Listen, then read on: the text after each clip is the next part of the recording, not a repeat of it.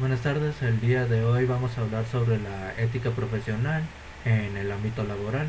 Para esto entrevistaremos a la licenciada en docencia en lengua y literatura, la profesora Katia Cisneros. Profesora, ¿me escucha? Hola, buenas tardes. Claro que sí. Buenas tardes.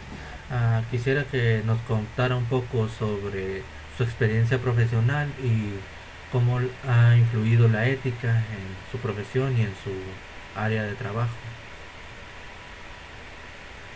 Claro, bueno, yo tengo experiencia en secundarias, tanto públicas como privadas, en secundarias, en preparatorias y en universidad. Pero fue el caso una vez que me ofrecieron un trabajo por esto de que yo me dedico a todo lo que tenga que ver con la lengua y la literatura. Me ofrecieron un trabajo para enseñar a leer a un niño. Y bueno, pues yo te puedo hablar del caso de la competencia profesional. Competencia no del verbo competir, sino de ser competente para un trabajo. En este caso yo no me sentía lo suficientemente competente para enseñar a leer a este niño.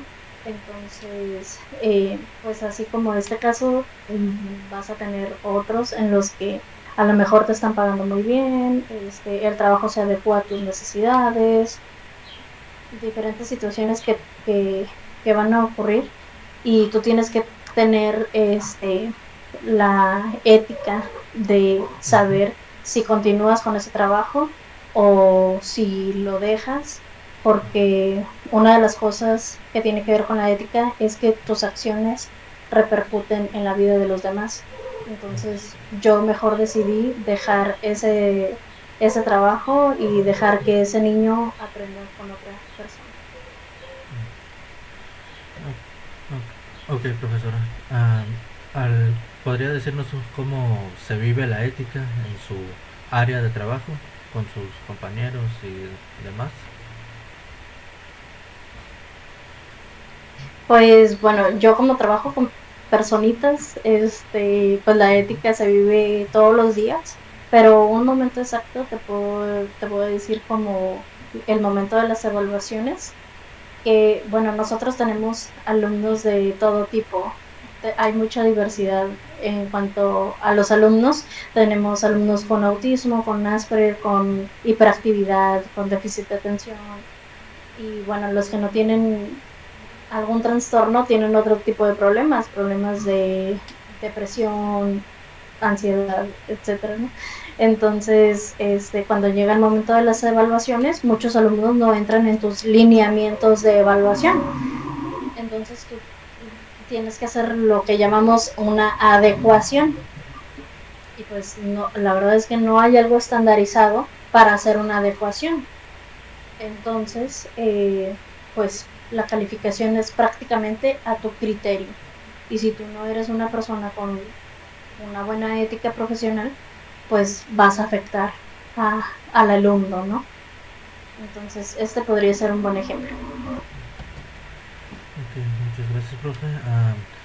Si pudiera darnos algún ejemplo de algún problema ético que haya tenido en su área de trabajo, por favor.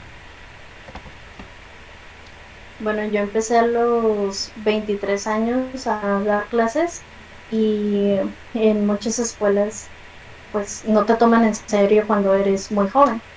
Entonces, tuve una oportunidad en la que me asignaron unos practicantes de la normal y bueno, uno no era pues muy competente, pero pues estaba aprendiendo, ¿no? El problema es que este chico tenía un trastorno de autismo.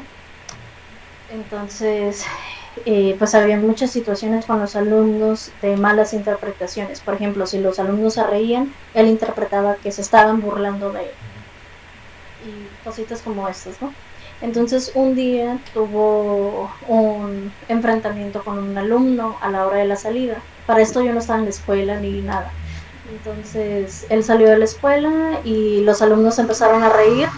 Él interpretó que se estaban burlando de él, entonces fue y se encaró con el alumno.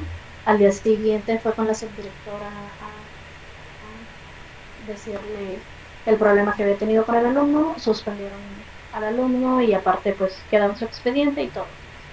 Yo no supe nada de esto, a mí nadie me consultó ni me dijo nada de lo que había pasado, los que me dijeron fueron los alumnos. Entonces al día siguiente fue la mamá y me preguntó que si su hijo realmente se comportaba mal, porque le había dicho ciertas cosas del maestro que no se le hacían justas. Entonces pues yo pues le di la razón, porque pues realmente tenía la razón. Después me mandaron llamar a dirección, que porque yo andaba mandando a los papás. Y bueno, pues por este hecho de yo ser más joven, decía, no, es que tú, es que como tú no tienes experiencia y cosas así, entonces muchas veces los maestros, me ha tocado que los maestros no se hacen responsables de sus acciones cuando ellos tienen la culpa. O sea, yo no estaba ahí, yo no participé, yo no tenía nada que ver y yo les dije que a mí no se me hacía correcto que hubieran suspendido tantos días a mi alumno y que a mi practicante no se le dijera nada. Entonces cambiaron como este chip de que es que tú tienes la culpa porque no nos dijiste nada de tu practicante y que ese tipo de personas no deberían de estar frente al grupo, etcétera, etcétera. Pero en lugar de la subdirectora hacerse responsable de sus acciones, porque ella fue la que suspendió al alumno y la que se hizo cargo de la situación, sin consultarme a mí y preguntarme mi opinión, pues fácil se lavó las manos y me echó la culpa a mí. Entonces creo que ese es un ejemplo de cómo no tuvo ética una persona en su ámbito profesional. Sí, es comprensible, profesor. Ok, muchas gracias, profesora. Ya para finalizar, ¿algún comentario, algo que quiera añadir a la entrevista? ¿Comentarios finales? Pues nada más invitarlos a que ejerzan su profesión, cualquiera que sea, con ética. Recuerden que sus acciones repercuten en la vida de los demás y también que acepten cuando son competentes para un trabajo. Ok, ok, eso sería todo. Muchísimas gracias por su tiempo, profesor, y por sus respuestas. Que tenga un buen día. Muchas gracias. Gracias igualmente.